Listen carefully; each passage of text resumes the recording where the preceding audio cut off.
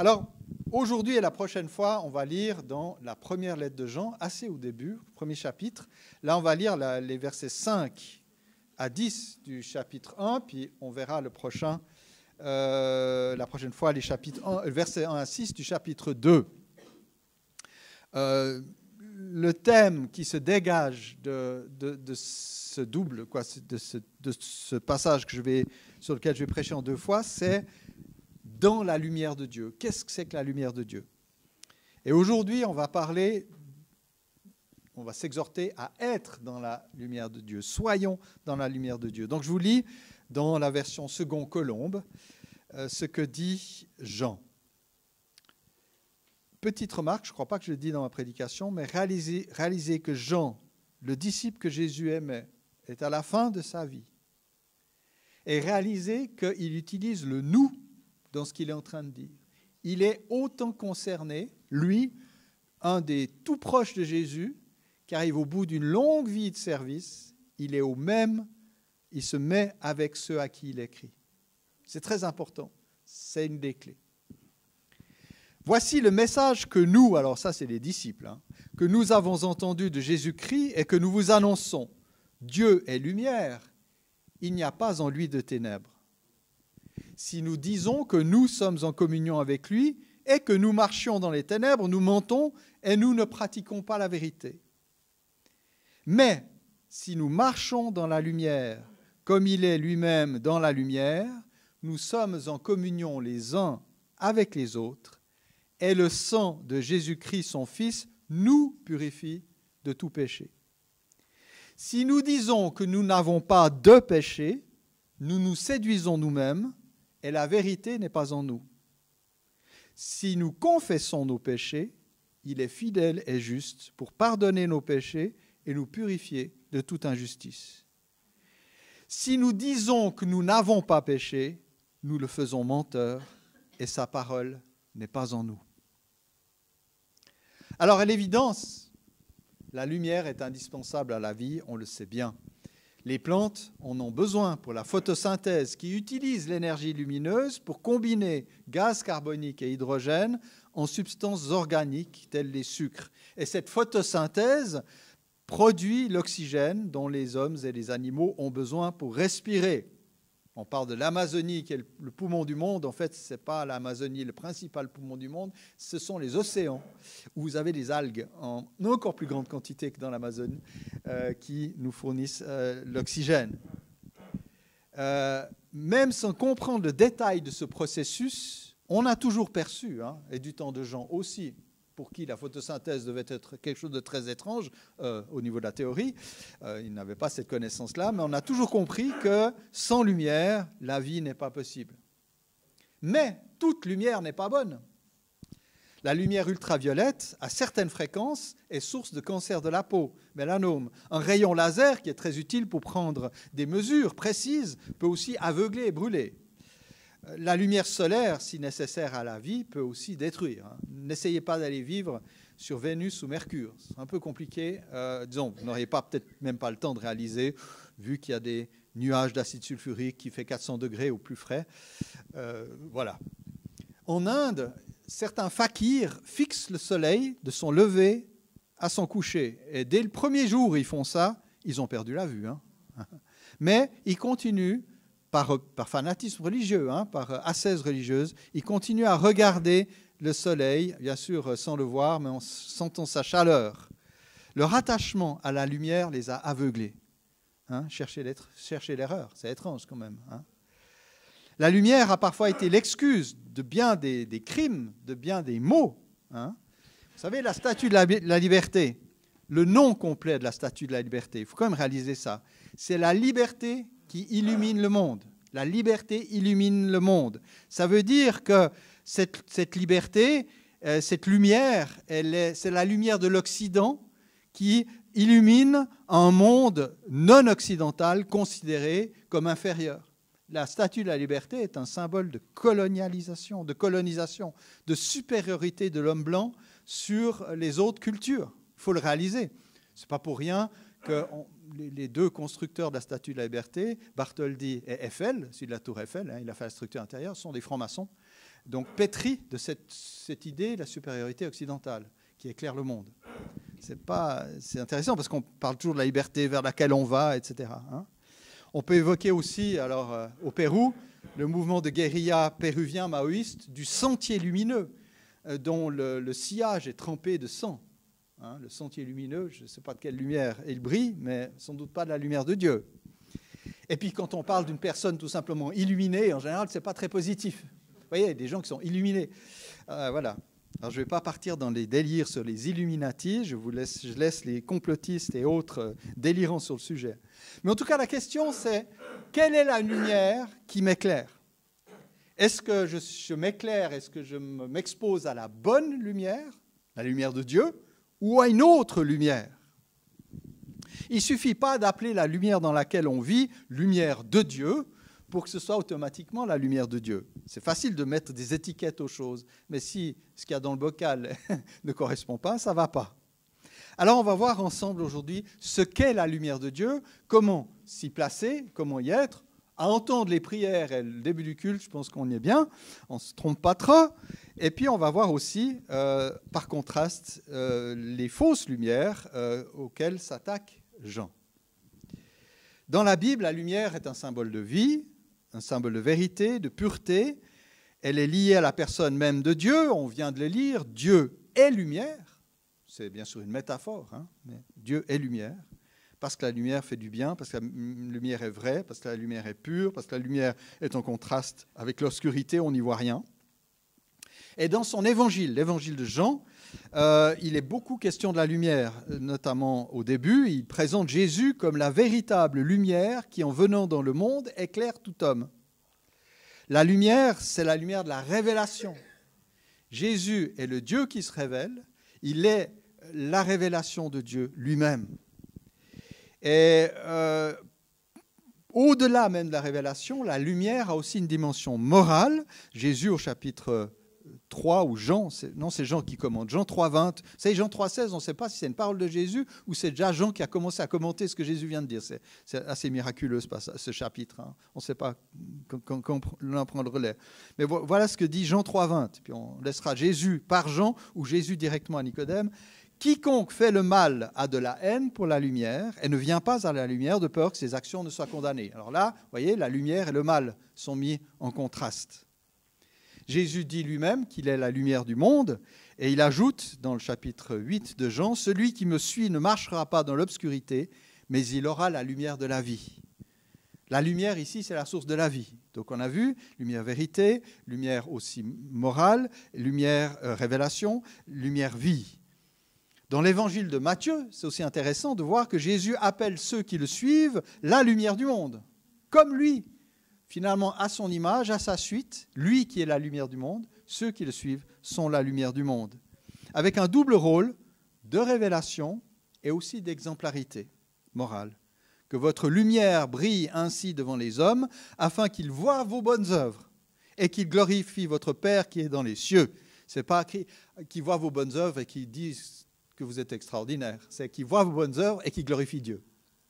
Donc il faudrait que, aussi quand on cherche à progresser dans son comportement moral, qu'on le fasse vraiment pour que Dieu soit glorifié. Le texte que nous voulons lire voit Jean mettre en contraste la lumière et les ténèbres, et il parle de pureté aussi, d'impureté, de bien, de mal, de vérité, de mensonge. Il fait ces contrastes-là. Et on voit que la lumière, elle est à la fois révélatrice de Dieu et a une portée morale. Alors ces contrastes, quand on les lit, si on les lit mal, on ne les comprend pas, pourraient vite nous amener, c'est le prochain slide, à des excès. C'est-à-dire, on pourrait être dans un espèce de tout ou rien. Alors, je ne sais pas si vous en connaissez, mais moi j'ai beaucoup croisé dans les églises des tout-ou-rianistes. C'est tout ou rien. Il n'y a pas de nuance, hein. Alors bien sûr, maintenant qu'il y a un film pornographique qui parle des 50 nuances de gris, on ose encore moins dire qu'il y a des nuances. Parce que oui, il y a parfois des nuances. Peut-être pas dans le sens de ce film-là, mais il y a des nuances. Peut-être entre le tout et le rien, hein. Il faut faire attention. Il y a le perfectionnisme qui, bien sûr, peut engendrer, le perfectionnisme, deux choses. Soit le désespoir, parce que si on veut être parfait et qu'on est un tout petit peu honnête avec soi-même, ben, on désespère. Hein. Ou alors on est orgueilleux, c'est-à-dire qu'on pense y arriver. On fait partie des parfaits, puis voilà, on n'a plus rien à dire. C'est le système légaliste, le perfectionnisme, c'est le système, voilà, je vais me rendre digne de Dieu par mes propres efforts. Voilà. Jean nous projette, c'est vrai, une sorte de film en noir et blanc qui est typique de la pensée hébraïque et qui semble sévèrement tranché avec le refrain de l'amour qui imprègne le reste de son message. Comment est-ce qu'on fait coller ensemble ce noir-blanc, tout ou rien, et puis l'amour et toute la douceur de ce qu'il dit.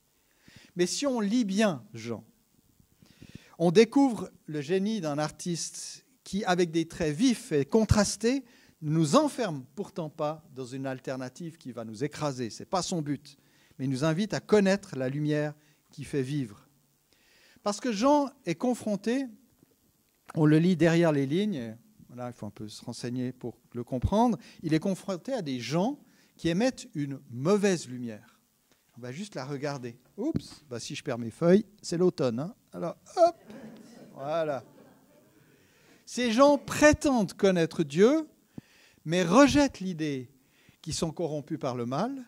Ils se pensent parfaits, tout en se comportant sans amour. On le trouve aussi au chapitre 2 qu'on verra la prochaine fois.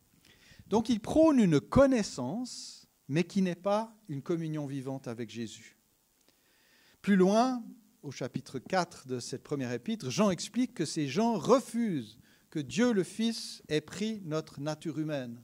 Ils ne confessent pas Jésus venu en chair. Ils ne confessent pas que Dieu est devenu un homme, que Dieu le Fils se soit incarné.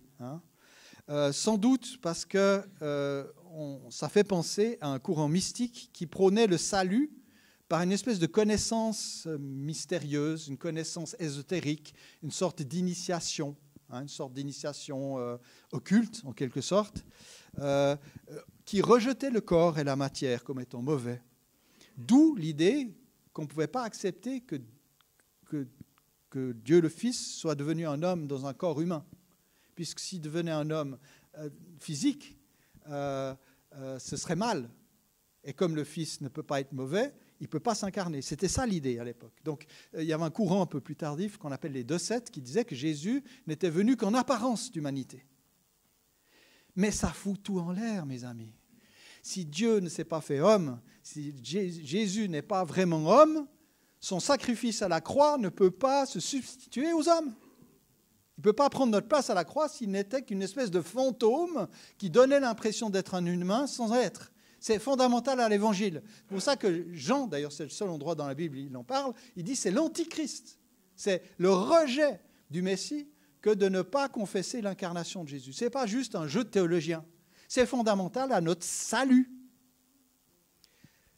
Voilà. Donc c'est sans doute ça. Et bien sûr que Jean va répondre en disant « Mais non, Jésus est venu en chair et il dit « Dieu nous a aimés et a envoyé son Fils comme victime expiatoire pour nos péchés. » Vous voyez, il fait un lien très très fort dans Jean 4, mais je ne vais pas prêcher dessus aujourd'hui ni demain, ça peut-être une autre fois, mais c'est cette idée, chez Jean, il est très clair. L'idée que Dieu soit devenu un homme, ce n'est pas juste une fantaisie. C'est parce que le Fils est devenu la victime qui est expiatoire pour nos péchés, c'est-à-dire qui paye à notre place nos péchés. Et il faut toujours que la victime du sacrifice puisse prendre la place de la personne qui offre le sacrifice. Voilà. Entre nous, c'est pour ça que les sacrifices d'animaux de l'Ancien Testament, la lettre aux Hébreux l'explique, ne pouvaient pas nous apporter le pardon, mais étaient le signe qu'il fallait un sacrifice. C'était des prophéties qui annonçaient le sacrifice parfait, celui de Jésus, qui met fin aux besoins de sacrifice, puisque le sacrifice de Jésus suffit. Et donc c'est pour ça que comme chrétiens, on ne sacrifie plus ni des agneaux, ni des poulets, ni des je ne sais pas quoi. Donc vous voyez, il y a lumière et lumière. Il y a ces gens illuminés d'une connaissance ésotérique, et puis il y a la lumière de Dieu. Et nous ne voulons pas, bien sûr, suivre la lumière noire de ces gens prétendument parfaits, mais on va voir quelle est la nature de la lumière de Dieu et comment nous y tenir. Alors l'apôtre évoque 5 si, 3 si négatifs, 3 qui commencent par si nous disons que, et puis après, au milieu de tout ça, il y a 2 si positifs. Donc, des fois, on explique les choses par leur contraire. Alors, on va regarder les 3 aspects négatifs. Si nous disons que nous sommes en communion avec lui, tout en marchant dans les ténèbres, nous mentons et nous ne mettons pas la vérité en pratique. Les belles paroles sont démenties par les actes. Si on a des belles paroles, on dit qu'on est en communion avec Dieu, mais qu'il n'y a rien dans notre vie qui le révèle, eh bien, on dément par les actes ce qu'on dit. Donc, dire « je suis en communion avec Dieu », ça ne suffit pas. Il faudrait l'être vraiment. Et cette communion, elle produit des effets dans notre vie. Attention aux perfectionnistes. Attention aux perfectionnistes. Ça ne veut pas dire que tout va aller parfaitement, qu'on va être des parfaits exemples. Mais il y a des choses qui se mettent en route. Et c'est pour ça que Jean continue. Si nous disons que nous n'avons pas de péché, nous nous trompons nous-mêmes et la vérité n'est pas en nous. Alors il parle d'avoir du péché, ce n'est pas les péchés qu'on commet, ça viendra pour la troisième condition, mais c'est le fait qu'il y a la réalité du péché et du mal en nous. Il y a une coexistence entre nous, un combat, et un chrétien qui n'est plus en lutte, c'est mauvais signe. Nous sommes en combat, hein, et si on nie la réalité du péché, on ment à son propre sujet. Puis troisièmement, si nous disons que nous n'avons pas péché, nous faisons de Dieu un menteur et sa parole n'est pas en nous. En effet, nier que nous commettions des péchés, c'est revenir à faire de Dieu un menteur, car on est en contradiction avec sa parole qui n'a manifestement pas été reçue. Mais oui, nous péchons encore. Et si vous avez l'impression de ne pas commettre de mauvaises choses, drôle d'impression, dites-vous que le péché, c'est aussi tout le bien qu'on ne fait pas, qu'on devrait faire. Alors là, on est encore plus mal. Hein. Donc, les trois illusions, ce triple mensonge, nie que nous avons nous-mêmes une tendance au mal, nous n'avons pas de péché, et nie que nous agissons souvent conformément à cette tendance, nous n'avons pas péché. Alors nous ne sommes pas des esclaves du péché, nous ne sommes pas voués à toujours, tout le temps pécher, mais nous manquons le but assez souvent dans notre vie. Alors qu'est-ce que ça veut dire marcher dans la lumière de Dieu ?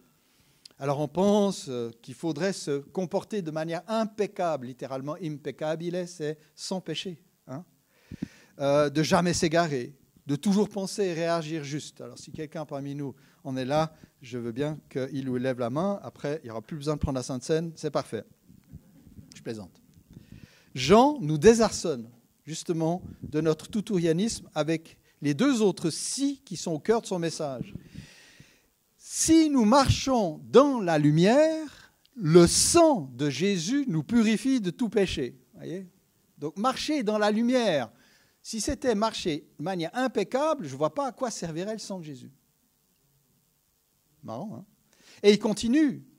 Si nous reconnaissons nos péchés, il est fidèle et juste afin de nous remettre les péchés et de nous purifier de toute injustice. Donc, la marche dans la lumière inclut le fait que nous commettions des péchés et que nous les confessions. Elle implique que nous sommes purifiés et pardonnés du péché. La lumière dans laquelle Dieu veut nous voir marcher, c'est la lumière de sa grâce et pas la lumière d'un perfectionnisme ou d'une illusion aussi, hein, qu'on n'aurait pas de problème. Les hérétiques que Jean combat, ils nient la réalité du péché dans leur vie. Ils prétendent se comporter parfaitement. En fait, ils rendent inutile la croix. Un peu ma petite plaisanterie avec la Sainte Seine il y a quelques minutes. Finalement, la croix où Jésus a versé son sang pour notre pardon et notre purification leur est inutile puisqu'ils sont dans la communion parfaite de Dieu, qu'ils n'ont pas de péché, qu'ils n'en commettent pas, etc., selon eux.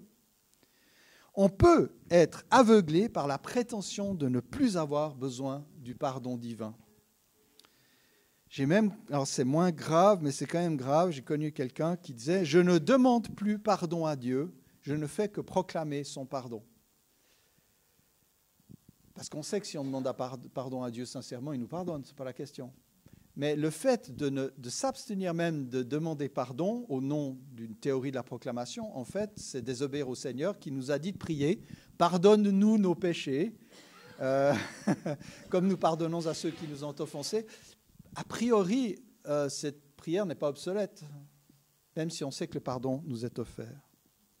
Donc on peut s'égarer dans un perfectionnisme qui rend finalement la mort de Jésus inutile. Finalement, le légalisme, c'est une manière d'essayer de se débarrasser de la croix. C'est dire, j'en ai plus besoin. C'est pour ceux qui commencent, c'est pour le jour de ma conversion. Après, c'est fini. Si nous perdons la conscience que chaque seconde de notre vie, nous dépendons de la grâce de Dieu, nous ne brillons plus de la lumière de Dieu. Nous avons tout le temps besoin de la grâce de Dieu. Je dis toujours, Dieu, voilà, Dieu est le Dieu des plans B jusqu'à Z, quoi. Et je pense que depuis le moment où vous êtes levé ce matin et maintenant, vous êtes déjà bien au-delà du plan B. Parce que Dieu nous fait grâce à chaque instant. Dans nos combats, dans nos lâchetés, etc. Il y a eu plein de prières ce matin qui exprimaient bien qu'on avance dans la grâce. Mais c'est ça la lumière, la vraie lumière. Alors les effets de la lumière de Dieu, il y en a 3. Si vous me suivez encore, il y a 3 conséquences bénéfiques. La première, c'est la communion les uns avec les autres. Ce qui nous réunit ici ce matin, c'est la grâce de Dieu. C'est Jésus qui nous donne son plein pardon. Si nous vivons dans la lumière du perfectionnisme, la communion entre nous est impossible. Chacun se construit alors sur sa petite prétention à être parfait. La moindre peccadille, ça veut dire petit péché aussi. On dit impeccable, vous voyez, notre langue vient du latin. Un peccadille, c'est un petit péché, hein. La moindre peccadille amène le jugement, la rupture, l'orgueil du prétendu parfait ou le désespoir du perdant. Vous savez, les gens qui agitent le doigt comme ça. Hein, voilà. Est-ce qu'on a besoin de ça dans l'Église? Voilà. Quelqu'un du haut de sa perfection agite du doigt. Hein. Entre nous, nous avons parfois un discours sur le monde terrible. Un discours de jugement. On agite le doigt sur les gens qui ne se comportent pas selon la bonne morale chrétienne. Voilà. Comme si nous n'avions, nous, pas autant besoin de la grâce qu'eux. Puis bien sûr, on a des catégories de comportements, bien sûr, que nous détestons tellement chez les autres. C'est parfait. C'est parfait. Mais est-ce que tu réalises que la croix a été dressée pour toi? Alors, au lieu d'agiter le doigt comme ça, ouvre les mains et invite au salut. C'est si facile de dénoncer le péché des autres. Et c'est si facile, en un sens, de ne pas être porteur de l'Évangile. Quand on est dans le perfectionnisme, c'est la course à la sainteté, c'est le concours de la pureté. Et on finit très très vite dans le chacun pour soi. Voilà. Mais si je suis vraiment conscient d'où j'ai été tiré, de la miséricorde dont je suis l'objet, si je réalise que Dieu a le même regard sur mon frère, sur ma sœur, que je suis à eux, par la même espérance et par la même reconnaissance, je suis en communion avec eux. La communion, nous allons la célébrer, c'est pour ça que quand Emmanuel m'a demandé si on prenait la scène après ou avant la prédication, je propose après. Quand nous prenons ensemble la scène, nous y confessons chacun que nous sommes pécheurs. Et nous confessons ensemble que nous sommes tous pécheurs. Nous proclamons que Jésus est mort à la croix pour notre pardon. Nous nous réengageons à la suite du Seigneur et nous livrons après à l'action sanctifiante de l'Esprit Saint pour demander à Dieu les moyens de dépasser tout ce qui en nous est encore à transformer.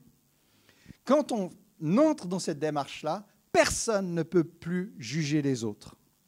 On peut bien sûr dire « je ne suis pas d'accord », etc., mais on ne peut plus juger.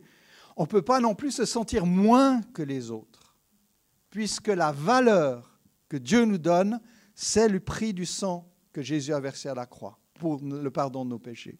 Si tu te demandes quelle est ta valeur devant Dieu, et puis tu t'en veux de tes ornières, etc., dis-toi, la valeur que tu as devant Dieu, c'est la valeur du prix qu'il a payé à la croix pour te sauver. C'est le sang de Jésus qui est ta valeur. C'est Jésus qui est ta gloire. Hein.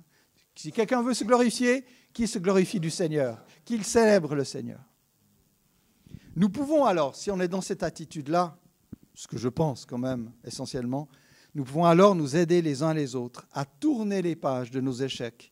Nous pouvons nous accueillir sans cesse sur un chemin d'une vie constamment rachetée par Jésus. C'est une dynamique par la grâce, ce n'est pas par la culpabilité et la peur. Deuxième réalité, Jésus nous remet nos péchés, il ôte notre dette envers lui, une dette qui ne pouvait se payer que par notre mort, notre séparation d'avec Dieu. La lumière nous éclaire sur notre méchanceté et sur notre incrédulité. C'est le fait de la lumière, c'est qu'elle montre là où il y a de l'ombre. Hein. Quand on éteint tout, on ne sait pas où se trouve l'ombre, en quelque sorte. Mais la lumière n'est pas simplement une révélation, mais elle est aussi le lieu du pardon total. Le péché est reconnu et la culpabilité est enlevée. Le perfectionnisme, lui, proclame deux mensonges terribles. Le premier, c'est que le pardon est inutile. Si j'agis sans faute, pourquoi parler de pardon ? Et ici, je pense à l'idée que le pardon et la croix seraient des réalités dépassées, lié au premier pas du chrétien. Hier, j'ai eu besoin du sang de Jésus. Aujourd'hui, c'est l'huile de coude qui prend le relais. Ben non, nous n'allons pas célébrer l'huile de coude en prenant le repas du Seigneur. Nous allons célébrer le sang de Jésus. C'est fondamental. Second mensonge, c'est ne plus penser avoir accès en se disant, voilà, bon, c'est raté. Je suis banni du salut. Je suis interdit de citer dans le royaume de Dieu. Je suis maudit à jamais parce que je suis irrécupérable, parce que je suis de nouveau, je me suis repris avec mon sale caractère, avec ma lâcheté, avec mes peurs, etc. Et ça aussi, le fait que Jésus nous remette nos péchés parfaitement et que la grâce nous est constamment ouverte, ça nous est évité, cette espèce de crainte de ne plus être accepté par Dieu. Prenons l'image de notre corps. Le jour où la vie cessera, en moins de 3 minutes, notre cerveau, à partir de 3 minutes peut-être, ça dépend, notre cerveau commencera à se détruire, manquant d'oxygène amené par le sang. Le reste des organes ne recevront plus ces ordres et toute notre enveloppe charnelle se mettra à pourrir. Il y aura une mort cérébrale au-delà de 3 minutes. Je ne sais pas ce qu'en pense notre Emmanuel, mais je pense que c'est mal parti si le cerveau ne fonctionne plus après 3 minutes. Voilà. Il y a tout le reste qui se déglingue si on a coupé le poste de commandement. Et puis les bactéries vont jusque-là tenues en respect par les défenses immunitaires. Ça, je ne suis pas sûr, mais en tout cas, voilà, les tissus on sait qu'on se désagrège. On connaît la corruption. Voilà. Nous dépendons de la lumière de la croix comme notre corps dépend de la vie. Le sang de Jésus nous purifie au présent de tous nos péchés. C'est pas, il nous a purifiés seulement, mais il nous purifie encore. C'est aujourd'hui, si les péchés que tu commets, c'est aujourd'hui que si les péchés que tu commets ne sont pas remis, c'est aujourd'hui que tu commences à dépérir. C'est aujourd'hui que si tu t'en remets à la grâce de Dieu, elle t'est accordée.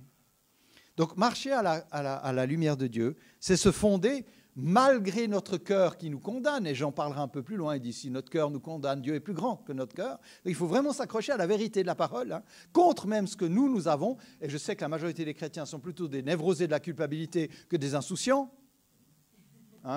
Donc, quand on est rongé par la culpabilité, fondons-nous sur la parole de Dieu qui dit que le sang de Jésus nous purifie de tous nos péchés. Et on le croit même quand notre cœur, lui, continue sur la lancée, peut-être avec un petit peu de sel versé par le diable, pour nous enfermer dans la culpabilité. Donc, on se fonde sur la vérité que si nous reconnaissons nos péchés, Dieu est fidèle, on les reconnaît à Dieu fondamentalement, Dieu est fidèle et juste pour nous les pardonner. C'est une démarche de foi. C'est ça, marcher par la foi. Ce n'est pas toujours sentir que nous sommes pardonnés, c'est le savoir. J'ose une petite parenthèse.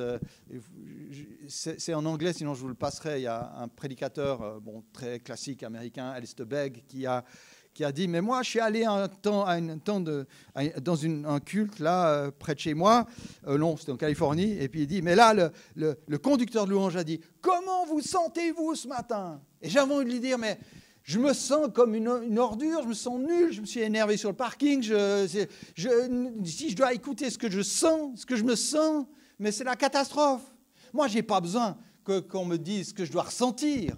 Moi, j'ai envie de savoir, j'ai envie de me dire ce qui est la vérité. J'ai envie de savoir que Jésus est mort pour mes péchés, que j'ai été réconcilié, que j'ai en Dieu un Père, que Jésus est ressuscité d'entre les morts. C'est quand je sais toutes ces choses-là que je remonte la pente et que je grandis. Parce que se sentir, il y a des moments on se sent bien, puis on est complètement faux. Des moments on se sent mal, et on est pourtant un enfant de Dieu, pardonné et gracié. Donc, entre nous, arrêtons avec cette exigence de se sentir comme ci ou comme ça. Mais apprenons à nous fonder sur la vérité de l'évangile éternel. Il n'a pas bougé, l'évangile. C'est toujours le même. C'est la foi donnée aux croyants. Une fois pour toutes, dit l'évangile, dit Jude. Mais bon, voilà, frère Jésus. Donc, ce matin, si tu ne te sens pas bien, tu t'en fiches. Parce que c'est ce que Jésus a fait pour toi qui compte. Et le plus tu rempliras ta conscience de ce que Jésus a fait pour toi, le plus tes émotions vont guérir et s'apaiser. Voilà. Alors après, on est content d'avoir la paix, etc. Mais moi qui suis un perpétuel angoissé, je vous assure que c'est un combat de la foi. Si tu crois à la parole, tu vivras d'après elle, et il faut vivre d'après elle. Enfin, Jésus nous purifie de toute injustice. Je regarde ma montre parce que là, je ne crois pas qu'il m'a purifié de parler trop longtemps. Il faut que j'avance. C'est bien de recevoir le pardon, de marcher dans la lumière, c'est aussi être libéré de l'impact du mal en nous, en tout cas progressivement. Alors je vais me contredire en disant que nos mauvaises tendances, nos mauvais travers disparaîtraient d'un coup. Ce n'est pas la question. Mais la parole de Dieu affirme ici qu'il n'y a pas de travers. Il n'y a pas de vice, il n'y a pas de mauvais penchant dont Jésus ne puisse pas nous purifier. Marcher dans la lumière de Dieu, c'est donner accès au Saint-Esprit qui vient nous transformer de l'intérieur, qui vient agir sur nos motivations, sur notre manière de nous comprendre, de comprendre le monde, notre manière de voir les autres et de les aimer surtout. Donc pas après pas, nous pouvons compter sur des progrès de la vie, sur la mort, de l'amour, sur l'égocentrisme, du caractère de Jésus, sur notre fichu tempérament, et puis peut-être aussi de la grâce sur la religion. Petite parenthèse, vous remarquerez que Jésus, on l'a énormément reproché de côtoyer des gens indignes de la bonne morale de son temps. Et Jésus, de son côté, là où il a les paroles les plus sévères, c'est avec les gens les plus stricts sur le plan de la morale. Les pharisiens, certains religieux, qui passaient leur temps à juger les autres et à se mettre en avant.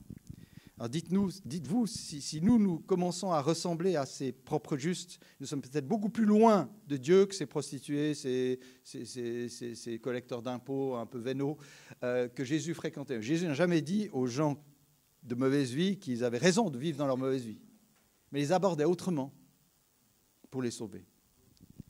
Jésus nous évite de désespérer quand nous cédons malheureusement, et une fois encore, à nos mauvais plis de caractère. Jour après jour, on peut remettre le travail sur le métier. Heure après heure, nous pouvons grignoter du terrain à l'ennemi. Et je crois qu'il faut vraiment mettre notre confiance en Jésus pour qu'il nous amène en liberté. Et des fois, le chemin de la liberté est autre que nous pensons. Alors ne nous décourageons pas et ne laissons pas le jugement des autres et encore plus notre propre impatience envers nous-mêmes nous empêcher de nous placer sous l'influence transformante de l'Esprit de Dieu. Rappelons-nous que le but n'est pas la perfection, mais un chemin de progression. Je cours vers le but, dit Paul, il ne l'atteint jamais. Il est mort en courant. Il est mort au travail. Il ne faut pas rêver qu'au jour de votre départ de cette vie, vous aurez atteint la perfection. Ce que Dieu veut trouver en nous, c'est qu'on est en chemin. Alors peut-être en boitant, comme avec une cheville à moitié pétée comme moi, mais on avance. Voilà. Et puis il y a des retours, on sait très bien. La vie est compliquée, ce n'est pas la question. D'ailleurs, si nous avons des luttes intérieures, c'est que ce n'est pas fichu. C'est que nous sommes encore en combat, c'est que nous sommes encore en chemin. Nous n'avons pas renoncé à nous battre puisque ça nous travaille.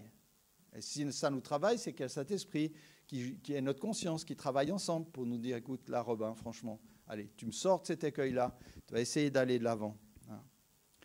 L'Esprit de Dieu s'oppose à notre péché et je crois qu'il faut apprendre à nous relever par la grâce de Dieu, puis à donner à l'Esprit comme à nouveau les commandes de notre volonté pour qu'il nous donne les bons désirs par rapport aux désirs destructeurs. Alors, dans quelle lumière marchons-nous ? La lumière de Dieu nous éclaire sur notre péché et sur la grâce qui nous est offerte en Christ. La lumière de Dieu nous amène à la communion, au pardon, à la transformation. Et il n'y a pas d'autre lumière qui nous fasse vivre. Voilà ce que dit le psaume 36. « Auprès de toi est la source de la vie. Par ta lumière, nous voyons la lumière. » Alors ma prochaine prédication, qui suivra la suite du texte, au-delà d'être dans la lumière de Dieu, ira encore en détail sur ce que c'est que vivre dans la lumière de Dieu.